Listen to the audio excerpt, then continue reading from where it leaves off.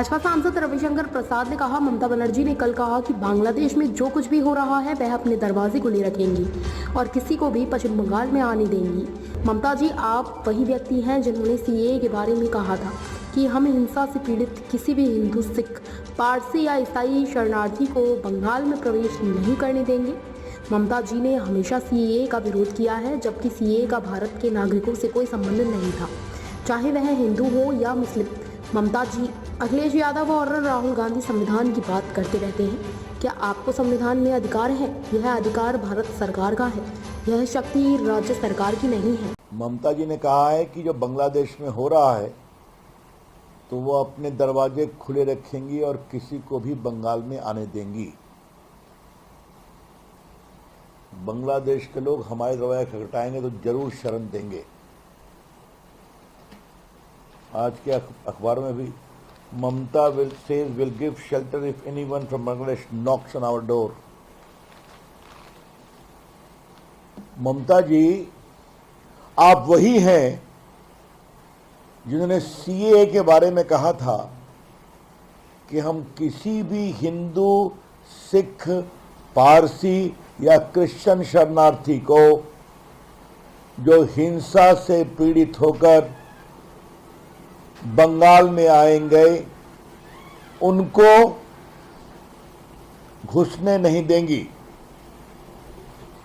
ममता जी ने सीएए का हमेशा विरोध किया है, जबकि सीएए का कोई संबंध भारत के नागरिकों से बिल्कुल नहीं था, क्या हिंदू क्या मुस्लिम। तो एक तरफ जो अल्पसंख्यक हिंदू या क्रिश्चियन या सिख या पारसी, चाहे बांग्लादेश हो या पाकिस्तान हो, अफगानिस्तान हो, वहाँ अपने आस्था के कारण विक्टिमाइज होते हैं, पीड़ित होते हैं, उनको स्थान नहीं देंगी। और आज कह रही हैं कि जो भी आएगा उनको हम बसाएंगे। इसका मतलब क्या है?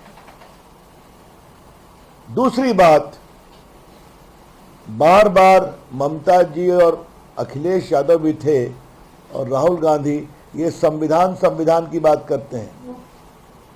संविधान में आपको यह अधिकार है क्या?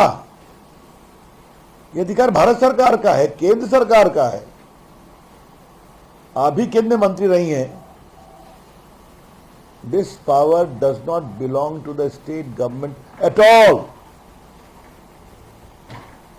किसको नागरिकता देनी, किसको बसाना, किसको नहीं बसाना।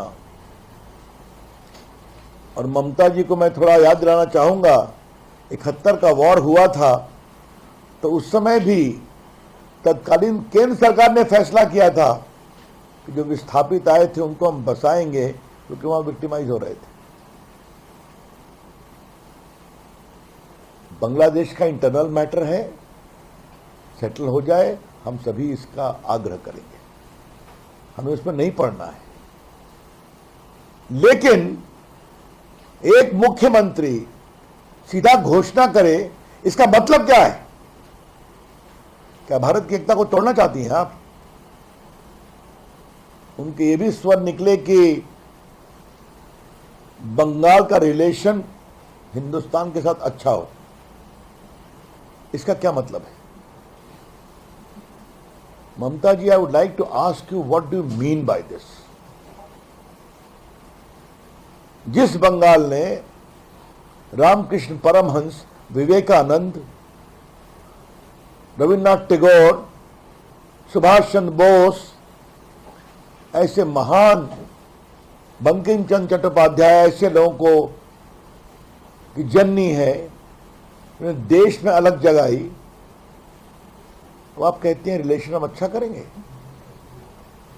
आपका यह वक्तव्य भर्त्सना योग्य है और बहुत ही गैर जिम्मेदाराना है ममता जी। इसका शुद्ध और शुद्ध लक्ष्य है, जिस तरीके से बंगाल की डेमोग्राफी बदल रही है उसको जस्टिफाई करने के लिए एक कारण ढूंढना। आपको मालूम है, जब भारत आजाद हुआ था सिर्फ 3 जिले मुस्लिम बहुल थे, अब बंगाल के 9 जिले मुस्लिम बहुल हो गए। लेटेस्ट स्टडी जो आई है, इवन कलकत्ता का डेमोग्राफिक चेंज हो रहा है। मैं स्वयं बंगाल कई बार मैंने दौरा किया है, मैंने देखा है जिले जिले आजकल बांग्लादेशी घुसपैठियों से, रोहिंग्या से भरे हुए हैं।